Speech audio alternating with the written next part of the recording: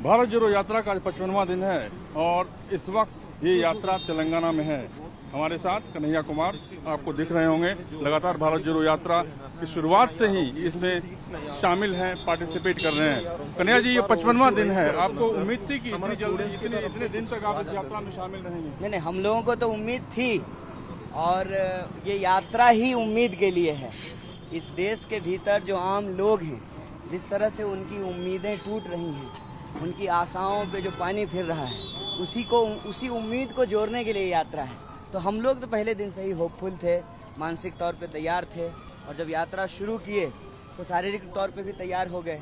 शुरुआती दिनों में जो है लोगों को तकलीफ हुई, पैर में छाले हुए, कई लोगों को जो है कई तरह की स्वास्थ्य संबंधी समस्याएं हुई, लेकिन कहते हैं ना, करत करत अभ्यास के जड़मति होत सुजान, रसरी आवत जात के सिर पर पड़त निशान। जब आप किसी चीज़ को करने लगते हैं तो वो चीज़ फिर होने लगता है, वो चीज़ होने लगा है। और अभी तो इतना स्वाभाविक हो गई है यात्रा, इतना नेचुरल हो गया है, इतना ऑर्गेनिक हो गया है कि यूँ लगता है कि जैसे यात्री जो हैं वो इस यात्रा के लिए ही बने हैं। ऐसा जो है उनका जो है शारीरिक, मानसिक और जो उनका जो दैनिक दिनचर्या है वो इस तरीके से आगे बढ़ रहा है। मैंने बहुत सारे भारत जोड़ो यात्रियों से बात की, उन्होंने कहा कि मेरा वेट किसी का 10 केजी कम हो गया, किसी का 5 केजी कम हो गया। आपका कितना कम हुआ? नहीं, देखिए, ये यात्रा जो है ना वो वजन बढ़ाने के लिए है और मैं राजनीतिक वजन की बात कर रहा हूँ। इस यात्रा में तो आप देख सकते हैं कि यहाँ पे कन्हैया कुमार की पॉपुलैरिटी देखिए कितनी ज़्यादा है कि सड़क के किनारे लोग खड़े थे उनसे बात करने के लिए और उनको देखकर उन्होंने इंटरव्यू छोड़कर उनसे मुलाकात की। अब वो फोटो खिंचवाएंगे। यानी कन्हैया कुमार की लोकप्रियता सिर्फ दिल्ली तक नहीं है, तेलंगाना के इस इलाके में भी कन्हैया कुमार को लोग जानते हैं, पहचानते हैं। कन्हैया जी, आपकी लोकप्रियता तो तेलंगाना में भी है।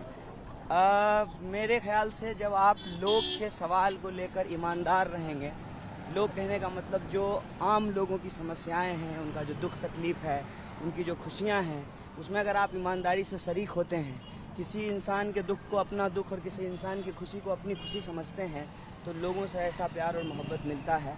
और मैं तो ये बार बार कह रहा था कि भाजपा जो झूठ बोल रही है और भाजपा जो झूठ बोलती रही है, उस झूठ का अंत तय है। झूठ पर जो यह सत्ता सवार है, सत्य से एक दिन उसको पराजित होना है। और ये पूरी की पूरी यात्रा इसी बात का संघर्ष है। मैंने पहले दिन भी कहा होगा, शायद आपने उसको नोट किया हो, कि ये यात्रा दो तरह की सोच के बीच में है। ये यात्रा सत्य और सत्ता के बीच में संघर्ष है। ये यात्रा गांधी और गोडसे के बीच में संघर्ष है। तो लोगों का जो मोहब्बत है, लोगों का जो प्यार, अरे सर, थैंक यू। यानी कि फिर देखिए कन्हैया कुमार को रोक के सेल्फी ले रहे हैं लोग और वो इस बात का एहसास करा रहे हैं कि वो उन्हें जानते हैं, वो यहाँ के रहने वाले हैं, इसीलिए उनकी लोकप्रियता। तो मैं ये कह रहा था, बात कर रहे थे। हाँ, मैं ये कह रहा था कि शारीरिक वजन भले लोगों का घट गया हो, लेकिन विचारधारा का वजन, उनका जो राजनीतिक वजन है, उसमें जो है इजाफा हुआ है, मेरा ये मानना है। तो मैं इस यात्रा को वजन घटाने वाला नहीं, वजन बढ़ाने वाला यात्रा के रूप में देखता हूँ। Sir, thank you. Kanhaiya ji, अभी कुछ दिनों के बाद हिमाचल प्रदेश और गुजरात में चुनाव होने वाला है। गुजरात में एक कमेटी बनी है यूसीसी को लेकर, आप इसको कैसे मानते हैं? देखिए, मैं बार बार कहता हूँ कि सरकार अगर कोई जनहित में फैसला लेगी तो सकारात्मक विपक्ष की भूमिका हम लोग निभाने की कोशिश करेंगे और सकारात्मक विपक्ष की भूमिका निभाते भी हैं। दिक्कत ये है कि सरकार हमेशा जो है समाज को किसी न किसी रूप में जो है तोड़ने और बांटने के प्रयास में लगी रहती है। मेरा क्या कहना है कि अगर हम कॉमन सिविल कोड की बात करते हैं तो हमको बीजेपी की सोच और समझदारी को पहले समझना पड़ेगा। वो कभी कॉमन की बात करते ही नहीं, तो जब भी कॉमन की बात करते हैं वो कम्युनल बात करते हैं। और कॉमन का क्या इतिहास है? कॉमन का इतिहास तो यही है ना कि जब पहली बार लागू हो रहा था तो इन्हीं लोगों ने विरोध किया था, इनकी विचारधारा के लोगों ने इसका विरोध किया था।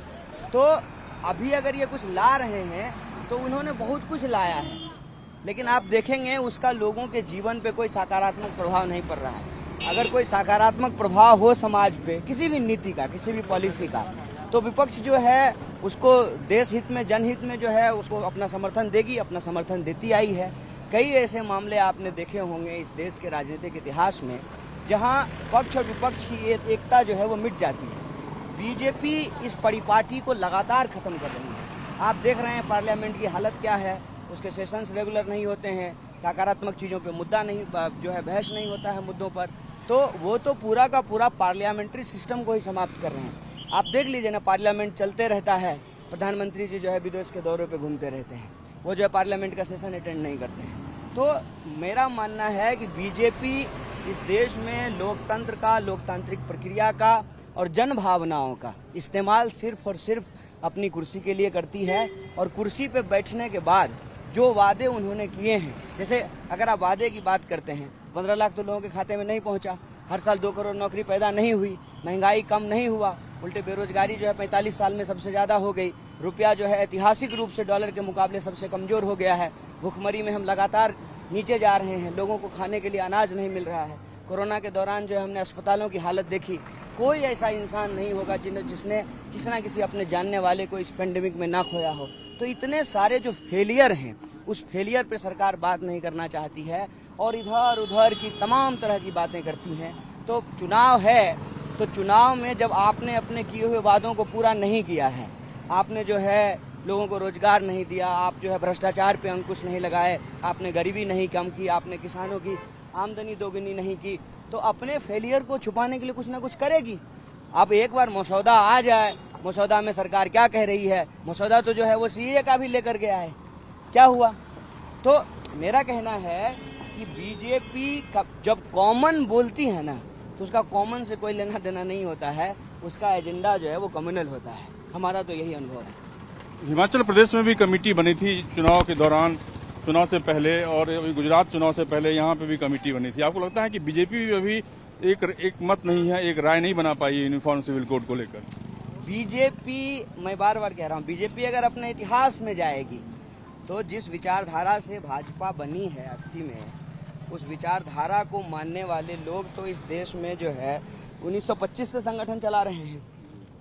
तो उस विचारधारा के अंदर आप देखेंगे कि खुद ही ये लोग विरोध किए हैं शुरुआती दिनों में, अब जो है ये कह रहे हैं कि हम इसको लागू करेंगे। तो ये बदली हुई परिस्थिति क्यों है, इसको समझना पड़ेगा। और हर बार जो है चुनाव के वक्त ये इस तरह की बातें करते हैं, चुनाव जब बीत जाता है, जब ये जो है धर्म के आधार पर, पहचान के आधार पे समाज का ध्रुवीकरण करने में, समाज को बांटने में कामयाब हो जाते हैं, एक बार कुर्सी मिल जाती है फिर चुप हो जाते हैं। बीजेपी तो लगातार जो है इस देश के आम लोग हैं उनकी भावनाओं से खेल रही है। मैं कहता हूं कि आज आम लोगों की समस्या क्या है? क्या हिंदू बेरोजगार नहीं है? क्या हिंदू महंगाई से त्रस्त नहीं है? क्या हिंदू किसान नहीं है? क्या हिंदू जो है छोटे व्यापारी और व्यवसायी नहीं हैं?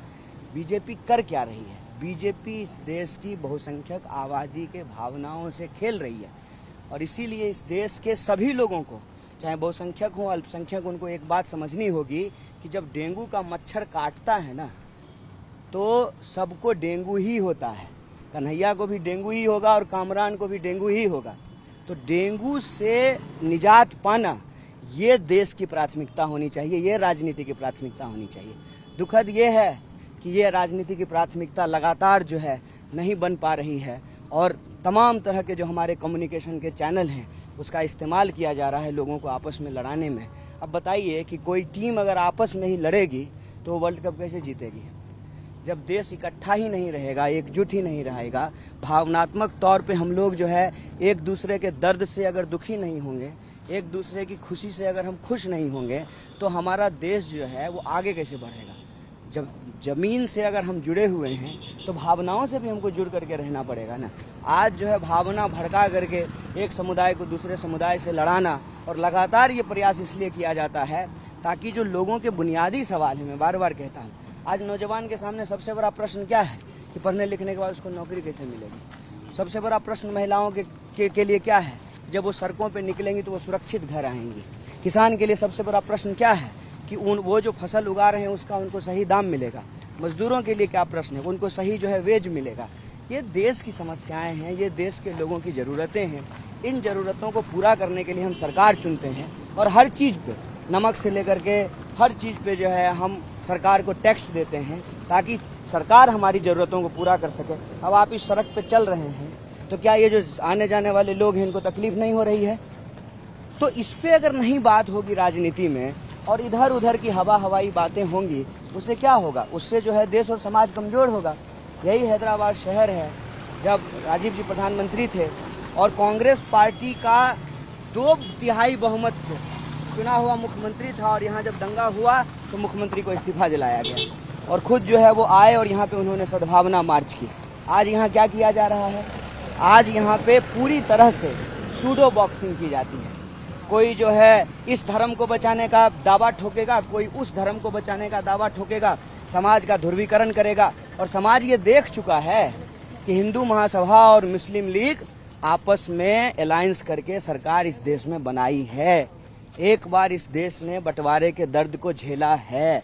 इसीलिए भारत जोड़ो यात्रा का सबसे बड़ा लक्ष्य ये है कि हमारी समस्या है बेरोजगारी, हमारी समस्या है महंगाई, हमारी समस्या है रुपये का लगातार गिरता हुआ मूल्य, हमारी समस्या है लोगों को खाना नहीं मिलना, हमारी समस्या है जो संविदा कर्मी हैं, कॉन्ट्रैक्ट पे करने वाले लोग हैं, उनको पक्की नौकरी। इन समस्याओं को लेकर के हम संघर्ष करेंगे और समाज को बांट करके, आपस में लड़ा करके, अंग्रेजों की तरफ फूट डालो राज करो की नीति अपना करके, देश को कमज़ोर करके, इसकी संपत्ति को लूट करके अपने दोस्तों को दुनिया का सबसे जो धनी बनाने का साजिश चल रहा है उसको एक्सपोज करेंगे। आप अभी हैदराबाद में हैं। हैदराबाद का ये इलाका जहाँ आप चार मीनार भी जाएंगे शाम में, वो इलाका, वहाँ से सांसद असदुद्दीन ओवैसी हैं। उनकी राजनीति को किस तरीके से आप देखते हैं? मैं तो बोल चुका आपको, इस देश में कोई भी राजनीतिक दल, कोई भी राजनीतिक व्यक्ति अगर इस तरह की भाषा का इस्तेमाल करता है, मेरे लोग, मैं कहता हूँ ये खतरनाक है। हमको बोलना चाहिए हमारे लोग, हमारे में मैं भी, तुम भी, हम सब शामिल हों। हमको ऐसी भाषा का इस्तेमाल करना चाहिए। यह देश जब सबका है, इस देश के संविधान ने जब सबको ये अधिकार दिया है कि आप यूं समझिए कि अंबानी जी का वोट भी एक है और उनके घर में जो ड्राइवर है उसका भी वोट एक है। इतना बड़ा जो अधिकार इस देश के संविधान ने हमको दिया है, उस अधिकार को अगर हमको सुरक्षित रखना है तो हमको अधिकार की भाषा में भी सबकी शब्दावली का हमको इस्तेमाल करना पड़ेगा। बीजेपी भी इसी तरह की भाषा बोलती है, दूसरी तरह की पार्टियां भी इस तरह की भाषा बोलती है। इससे देश कमजोर होगा, इससे समाज कमजोर होगा। हमको सबकी बात कर, किसी के साथ कोई अत्याचार क्यों हो? अरे ना जो है तिलक लगाने वाले के साथ अत्याचार हो, ना टोपी लगाने वाले के साथ अत्याचार हो।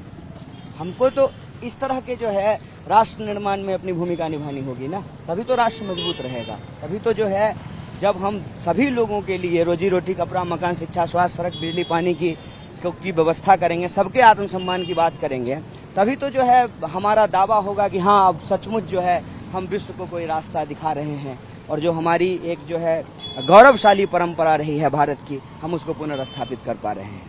धन्यवाद। हमसे बातचीत करने लगे थे कन्हैया कुमार, जिन्होंने खुलकर सभी मुद्दों पर बातचीत की। कैमरा पर्सन संजय सिंह के साथ अमन कुमार, हैदराबाद, न्यूज़ 24।